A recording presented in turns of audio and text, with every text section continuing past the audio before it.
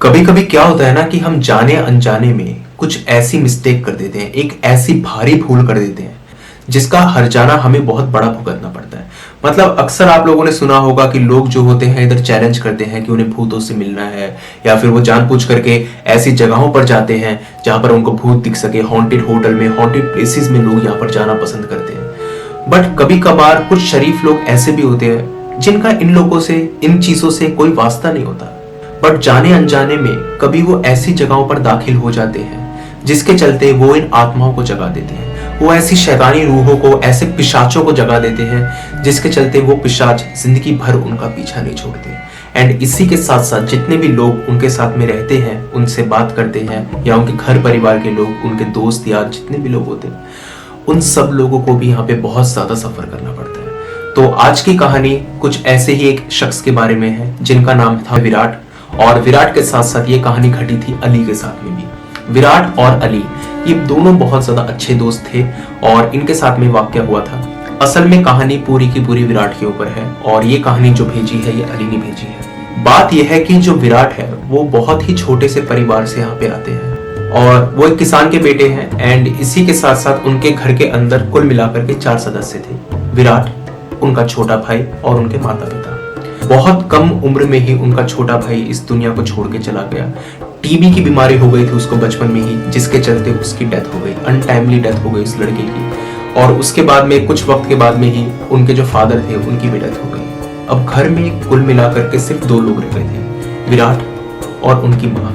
विराट और उनकी माँ दोनों के दोनों यहाँ पर जो थे इधर खेती बाड़ी का काम किया करते थे, जिससे बहुत मुश्किल से यहाँ पर घर का गुजारा हो पाता था।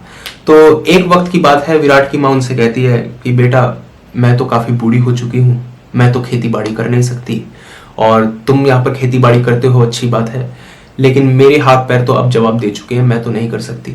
तो विराट कहता है कि ठीक है माँ, मैं अब यहाँ पर शहर चला जाता हूँ, वहाँ पे कोई नौकरी ढूंढ लेता हूँ, जिसके चलते जो है थोड़ा सा पैसा बचा करके मैं यहाँ पे गाँव में भेज दिया करूंगा। मजबूरी ऐसी थी उनके परिवार के अंदर कि विराट ने यहाँ पर कभी भी कोई फॉर्मल एजुकेशन नहीं ली थी, कोई पढ़ाई लिखाई नहीं हुई थी उनकी, और वो बिल्कुल गंवार थे। लेकिन उसी के साथ में विराट के अंदर एक खूबी ये थी कि वो दिल के बहुत साफ थे।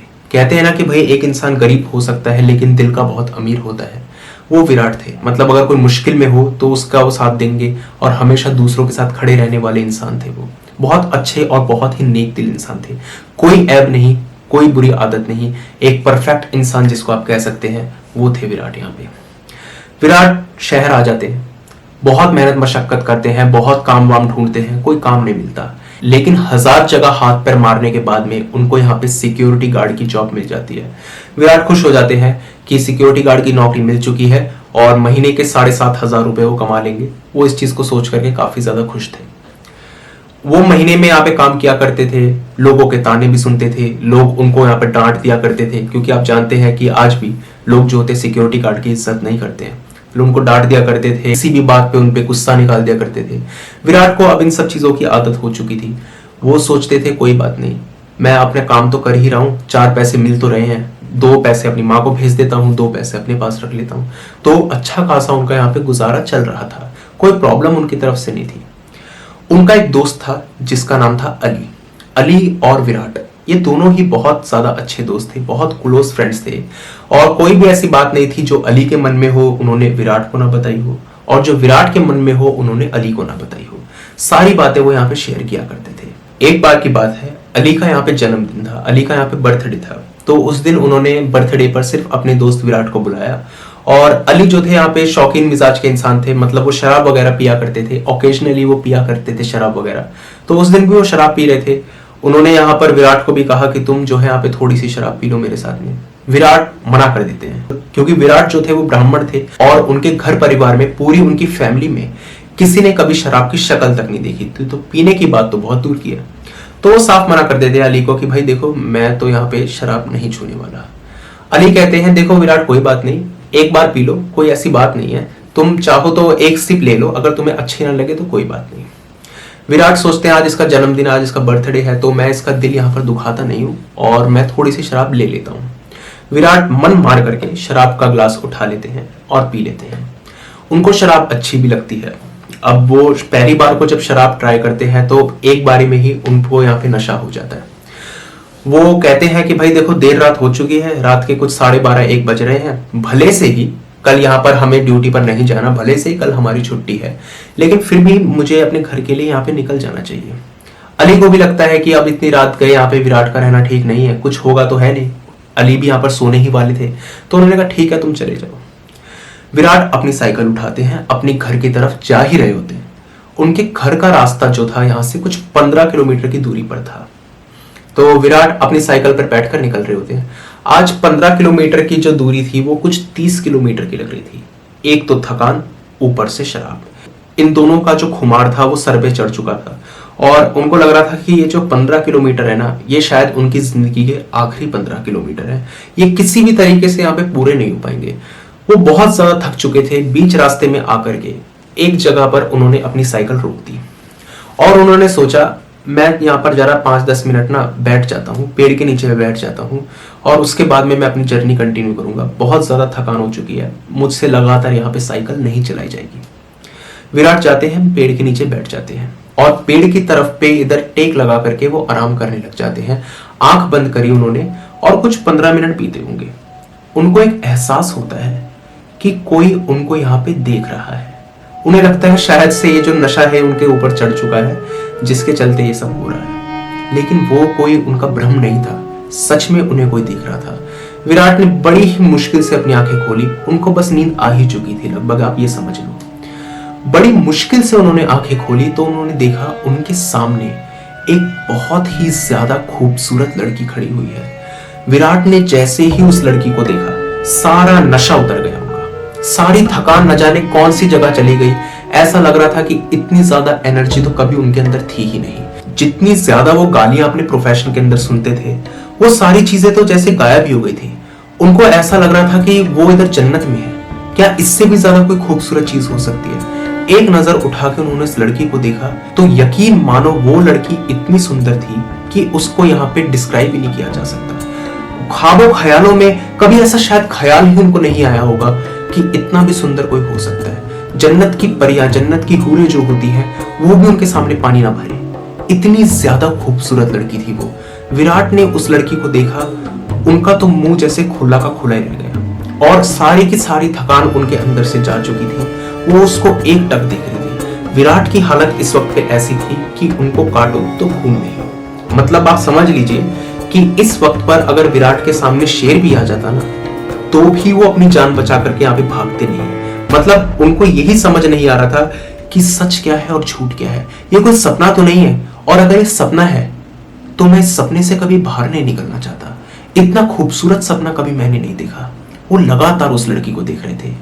न जाने कितना वक्त वहां बीत गया होगा, कोई अंदाजा उनको नहीं था। वो लड़की भी उनको देख रही होती है और हल्का फुल्का सा वो मुस्कुरा रही होती है। अचानक से एक आवाज होती है। वो लड़की चुटकी बजाती है और चुटकी बजाते ही कहती है, आप कहाँ खो गए? विराट का तो मानो यहाँ पे सपना ही टूट गया। एकदम से उन्हें होश आता है कि अरे ये क्या हो गया, ये मैं कौन सी दुनिया में चला गया था। वो उस लड़की को देख रहे थे, एक अलग ही किस्म की लाइट उसके अंदर से आ रही थी, चमक सी रही थी वो लड़की। मतलब आप ये समझ लीजिए कि सचमुच वो लड़की ऐसी ही दिख रही थी जैसे कि कोई परी हो। परी भी मात खा जाए, इतनी ज्यादा वो खूबसूरत थी। उसको डिस्क्राइब ही नहीं किया जा सकता, वो इतनी ज्यादा खूबसूरत थी। विराट को यहाँ पे थोड़ा सा शक हुआ, ये कोई चुड़ैल तो नहीं है। इस वक्त पे जंगल में रात के 1-1:30 बजे ये लड़की मुझसे मिलने आई है और अचानक से कहां से आ गई, और इतनी खूबसूरत लड़की, ये कोई चुड़ैल वगैरह तो नहीं है। उन्होंने यहाँ पर आंख बचा करके उस लड़की से उसके पैरों की तरफ देखा। उसके पैर सीधे थे, वो चुड़ैल नहीं थी। विराट को एक बार को लगा चलो ठीक है, कोई बात नहीं, ये नॉर्मल ही लड़की है, लेकिन इतनी खूबसूरत, ऐसा कैसे हो सकता है? इतनी खूबसूरत लड़की तो मैंने कभी नहीं देखी। वो उससे पूछते हैं, तुम कौन हो? वो कहती है, मेरा नाम है मोहिनी। एकदम से विराट को लगता है कि लड़की भी इतनी सुंदर, ऊपर से नाम भी इतना ज्यादा अच्छा, मोहिनी। तो वो कहते हैं, तुम यहाँ पर क्या कर रही हो? वो कहती है, मैं भाग कर आई हूँ। कह रहे, कहाँ से भाग के आई हो? मैं अपने घर से भाग के आई हूँ। तो विराट को तो बस एक ही ख्याल यहाँ पे आ रहा था कि किसी तरीके से बस इस लड़की से मेरी शादी हो जाए। और शादी से ज्यादा बड़ी बात यह थी कि उस वक्त पे उनकी जो सेक्सुअल डिजायर थी वो काफी ज्यादा बढ़ चुकी थी। वो कुछ भी करने को तैयार थे। वो चाहते थे कि किसी भी तरीके से उनका यहाँ पे उसके साथ में सेक्सुअल इंटरकोर्स हो जाए, वो बस यही चाहते थे। और वो लड़की जैसे ही कहती है कि मैं अपने घर से भाग के आई हूँ, वो बताती है आगे कि जो उसका पति है वो उसको बहुत मारता है, शराब वराब पीता है, इसी के चलते वो घर छोड़ करके यहाँ पे भाग करके आ गई। विराट के सपने यहाँ पे चकनाचूर हो जाते हैं। उसे लगता है कि कभी भी शायद उस लड़की को हासिल नहीं कर पाएगा, और जब वो शादी की बात सुनता है तो वो बिल्कुल ही बिखर जाता है। लेकिन फिर भी वो उस लड़की से बात करता रहता है। वो लड़की उससे पूछती है विराट से कि तुम यहाँ पर क्या कर रहे हो। विराट कहता है कि मैं अभी कहीं से आ रहा था और अपने घर जा रहा हूँ। यही सब बातचीत करते करते विराट अचानक से उस जमीन पर दोबारा बैठ जाते हैं और वो उस पेड़ की टेक वापस ले लेते हैं। लड़की अभी भी खड़ी हुई थी। वो उस लड़की को कहते हैं तुम भी बैठो ना, आओ मेरे साथ बैठो। जब वो लड़की विराट के साथ में बैठती है तो आसपास जितने भी मच्छर थे ना, मतलब आप समझ सकते हैं कि जंगल के अंदर मच्छर वगैरह होना लाजमी सी बात है। कोई ऐसा भी मौसम नहीं था कि बहुत ठंडा मौसम हो या फिर बहुत ज्यादा लूएं चल रही हो जिसके चलते यहाँ पे मच्छर ना हो। नॉर्मल सा मौसम था, इधर अप्रैल वगैरह का मौसम होगा और हवा भी नहीं चल रही थी और उमस थी उस वक्त पे, तो मच्छरों का होना तो लाजमी सी बात है। लेकिन जहां पर विराट बैठे, जैसे ही उस जगह पर वो बैठे, मानो मच्छरों का कोई नामो निशानी नहीं था।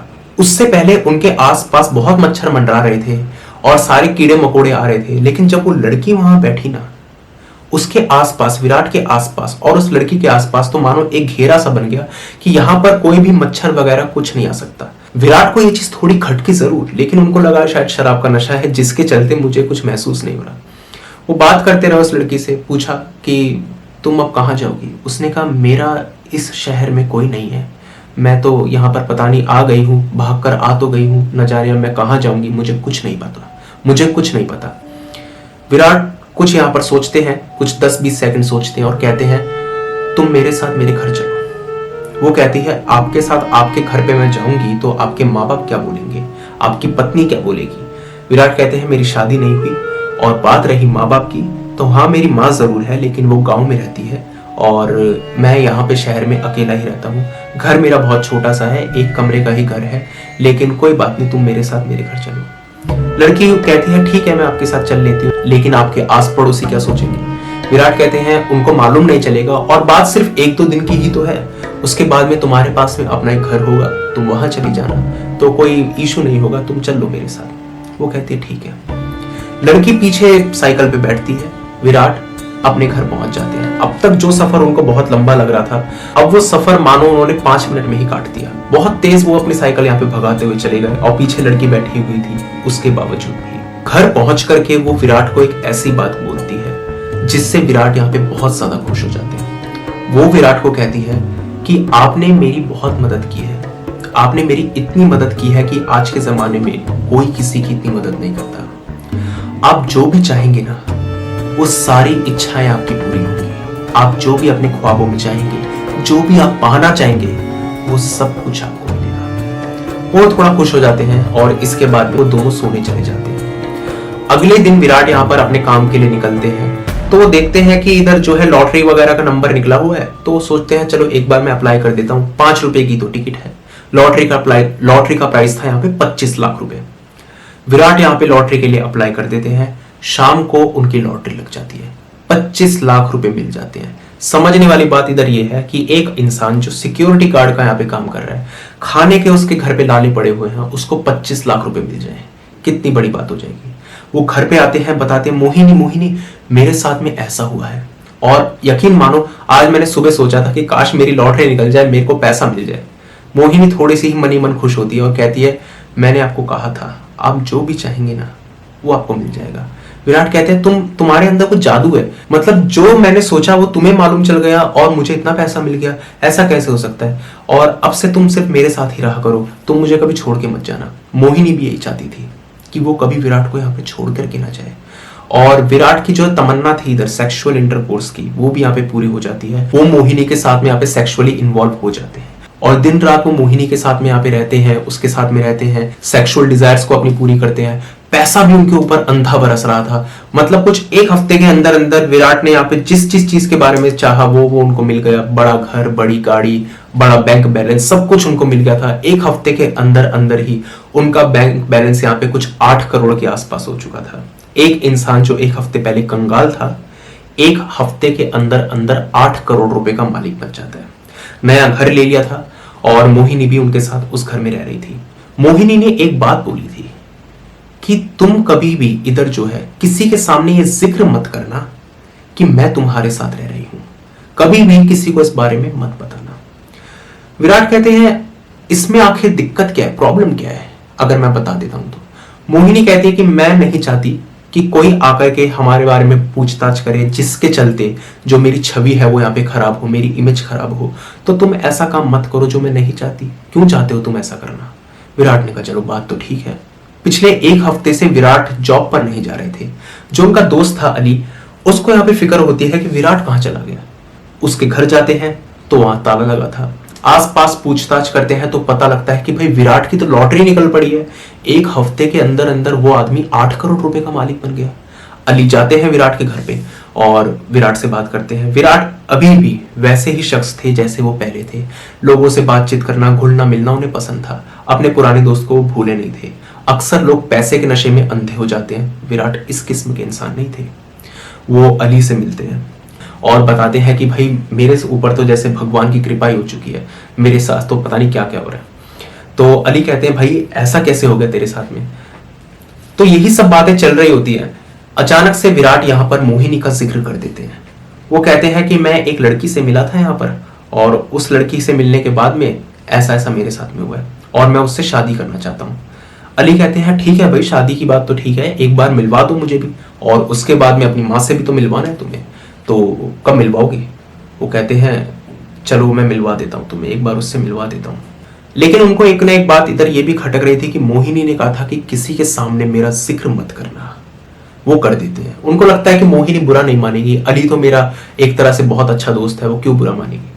वो घर पे जाते हैं, मोहिनी को आवाज देते हैं, मोहिनी देखो मैं अपने दोस्त को यहाँ पे लेके आया हूँ। मोहिनी सामने नहीं आती है। पूरा घर छान मारते हैं, मोहिनी नहीं दिखती। अली को यहाँ पे एक चीज बहुत अजीब लगती है कि घर के अंदर, पूरे घर के अंदर जो थी शराब की बदबू और मांस की बदबू यहाँ पे आ रही थी। कि भाई तू कब से शराब और मांस खाने लग गया?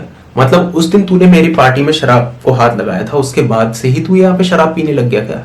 वो कहता है कैसी बात कर रहा है तू, मैं तो शराब को हाथ भी नहीं लगा था। कह रहा तेरे पूरे घर के अंदर शराब की बदबू आ रखी है, मांस की बदबू यहाँ पे आ रखी है। जब तू इन चीजों को छूता नहीं है तो कौन खाता है? मोहिनी खाती है क्या?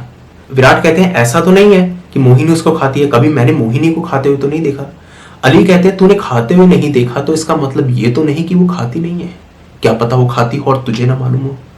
विराट को लगता है बात तो सही है इधर, लेकिन वो इस चीज को अनजाना कर देते हैं। सोचते हैं कि कोई बात नहीं, अगर उस लड़की का मन है तो खा सकती है, कोई ऐसी बात नहीं है। इधर अली को कुछ चीज खटकती है। अली जो थे वो इधर टोने टोटके में माना करते थे, जादू टोने में माना करते थे और उनको भूत प्रेत के बारे में अच्छी खासी नॉलेज थी। उनको यहाँ पे लगता है कि शायद ये लड़की एक यक्षिणी है, एक ऐसी यक्षिणी है जो इस ब्रह्मांड में घूम रही है, खाली घूम रही है और इसका कोई मालिक नहीं है। वो घर पे जाते हैं और फटाफट से उस यक्षिणी की किताब को खोजते हैं जो उनके पास में थी। उस किताब के कुछ पन्ने उनके पास में से गायब जरूर थे और वो उसको पढ़ना शुरू कर देते हैं। हूबहू बातें वैसी ही मिल रही थी जो मोहिनी से मिलनी चाहिए। मतलब जो लड़की विराट के साथ रह रही थी वो एक यक्षिणी थी। इस बात का अंदाजा अली को हो चुका था। वो विराट को बताते हैं, विराट नहीं मानते। वो विराट को कहते हैं तुम ये सब पढ़ो जो इधर लिखा हुआ है।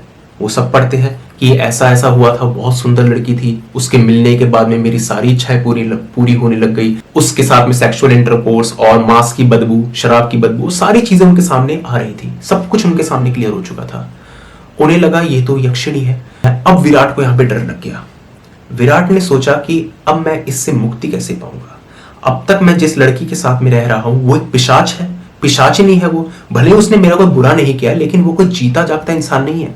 मैं उसके साथ नहीं रह सकता। वो बहुत ज्यादा यहाँ पे घबरा जाते हैं। उनकी घबराहट का कोई ठिकाना नहीं था।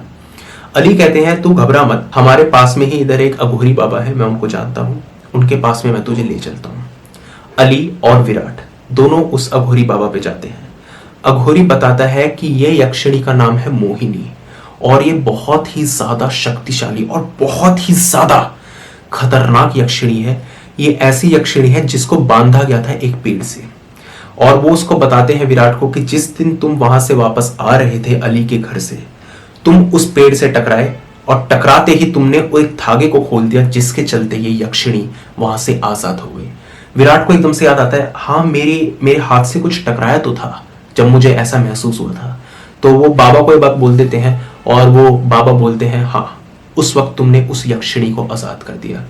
तुम्हें देखते ही वो तुम पे मोहित हो गई, तुम पे फिदा हो गई और अब वो तुम्हारे साथ में ही रहना चाहती है। और उसकी सबसे खतरनाक बात यह है कि उसको तुम्हारी हर एक चाल का पता है। उसको ये भी पता है कि तुम इस वक्त यहां पर हो और तुम दोनों के दोनों इसी वक्त उठ करके यहां से चले जाओ। अगर तुम यहां से नहीं गए तो वो विराट के साथ साथ हम दोनों को भी मार डालेगी। वो बहुत शक्तिशाली है, जो भी उसके रास्ते में आएगा वो उसको मार डालेगी। विराट कहते हैं कि आखिर अब मैं क्या कर सकता हूं, मैं इससे छुटकारा कैसे पाऊं। वो कहते हैं इससे छुटकारा नहीं पाया जा सकता, ये जिंदगी भर तुम्हारे साथ रहेगी और यहां तक कि मरने के बाद में भी शायद ही तुम्हारा पीछा छोड़े, लेकिन जिंदगी भर ये तुम्हारे साथ रहेगी। अगर तुम इससे छुटकारा पाना चाहते हो तो एक मंत्र होता है जो मुझे नहीं मालूम, लेकिन अगर वो मंत्र मुझे मिल जाए तो मैं इस यक्षिणी को यहाँ पे काबू में कर सकता हूँ। अली को एकदम से समझ में आता है कि जो उनके पास में किताब है शायद उसमें वो मंत्र हो। वो उस किताब को टटोलते हैं, लेकिन उसके जो कुछ पन्ने होते हैं यहाँ पे फटे हुए होते हैं। उन्हें याद आता है कि उनके दोस्त के पास में ऐसी ही एक किताब है, शायद अगर उनके दोस्त के पास में वो जाएंगे तो वो यहाँ पर यक्षिणी को काबू में कर सकते हैं और विराट का जो पीछा है वो पिशाचिनी हमेशा हमेशा के लिए छोड़ देगी। अली अपनी पूरी कोशिश करते हैं। विराट को वो कहते हैं तुम अपने घर जाओ और मैं फटाफट से वो किताब ढूंढने की कोशिश करता हूँ। अली जा ही रहे होते रास्ते में कि अचानक से बहुत भयानक उनका एक्सीडेंट होता है, जिसके चलते उनकी दोनों टांगे टूट जाती हैं। वो चाह करके भी अपने दोस्त के घर नहीं जा पाते और उसी वक्त वो बेहोश हो जाते हैं। विराट अपने घर पहुंचते हैं और पहुंचते ही वो मोहिनी को ढूंढते हैं। मोहिनी उनको दिख जाती है और इस वक्त वो एक यक्षिणी नहीं, एक बहुत ही भयानक डायन के रूप में उनके सामने आती है, बहुत भयानक आत्मा के रूप में उनके सामने आती है। और एक औरत जो अब तक कुछ 5 फुट 4 इंच के आसपास की थी, वो अचानक से यहाँ पे बहुत लंबी हो जाती है और विराट को कहती है कि तुमने मुझसे पीछा छुड़ाने की कोशिश की है, मैंने तुम्हें सब कुछ दिया जो तुमने मांगा, मैंने तुम्हें सब कुछ दिया और बदले में सिर्फ यही चाहा था कि तुम मेरे साथ रहो, लेकिन तुमने ऐसा नहीं करा। अब इसका अंजाम यही है कि तुझे एक भयानक मौत मिले। विराट कुछ समझ पाते, कुछ कर पाते, इससे पहले ही यक्षिणी वो विराट का बेदर्दी से यहाँ पे कत्ल कर देती है। बहुत ज्यादा ब्रूटल वो उसका कत्ल कर देती है और विराट की ऑन स्पॉट डेथ हो जाती है। अगले दिन अली की आंखें हॉस्पिटल में खुलती हैं और वो पूछते हैं कि क्या वक्त हो रहा है। उनको मालूम चलता है कि एक दिन बीत चुका है। वो विराट के बारे में सोचते हैं, विराट के बारे में पूछने की कोशिश करते हैं। मालूम चलता है कि विराट की तो यहाँ पे मौत हो चुकी है। पुलिस भी इन्वेस्टिगेशन करने वगैरह आती है, मगर कोई सबूत नहीं मिलता। ये कत्ल किसने किया था, कौन इसके पीछे था, किसी को कुछ नहीं मालूम। अघोरी से बात करते हैं अली, तो अघोरी बताते हैं कि अगर मुझे वो मंत्र मिलता तो शायद से मैं उस आत्मा को वापस से उस पेड़ के अंदर कैद कर देता। वो बहुत ज्यादा शक्तिशाली यक्षिणी थी और वो अब भी आजाद है, वो अभी भी किसी के काबू में नहीं है। वो सिर्फ उस पेड़ में बंद हो सकती थी उस मंत्र के द्वारा जो विराट ने यहाँ पे खोल दिया था। गलती से ही विराट ने यहाँ पर एक ऐसा कदम उठा लिया जिसके चलते उनको अपनी जान से हाथ धोना पड़ा। तो ये था पूरा का पूरा इंसिडेंट जो यहाँ पे विराट के साथ में हुआ था। एक ऐसी गलती जिसका हर्जाना उनको भुगतना पड़ा और वो हर्जाना था मौत। तो ये सब कुछ हुआ था उनके साथ में। अगर आपके पास में भी ऐसा ही कोई रियल हॉरर और क्रीपी इंसिडेंट है तो आप मेरे साथ में मेरी जीमेल आईडी पर शेयर कर सकते हैं, या स्क्रीन के ऊपर आपको दिखाई दे रही होगी। एंड इसी के साथ साथ मेरी इंस्टा आईडी का लिंक भी मैं इधर डिस्क्रिप्शन बॉक्स में ड्रॉप कर दूंगा। दोनों में से जिस भी प्लेटफॉर्म पे आप कंफर्टेबल हो वहां पर जा करके आप अपनी स्टोरी मेरे साथ शेयर कर सकते हैं। उसके ऊपर मैं एक सेपरेट वीडियो बना दूंगा। तो आज की वीडियो के अंदर बस इतना ही था। अब मुझे दीजिए इजाजत, मिलता हूँ जल्दी आपसे एक अगली वीडियो में। तब तक के लिए टेक केयर, गुड बाय।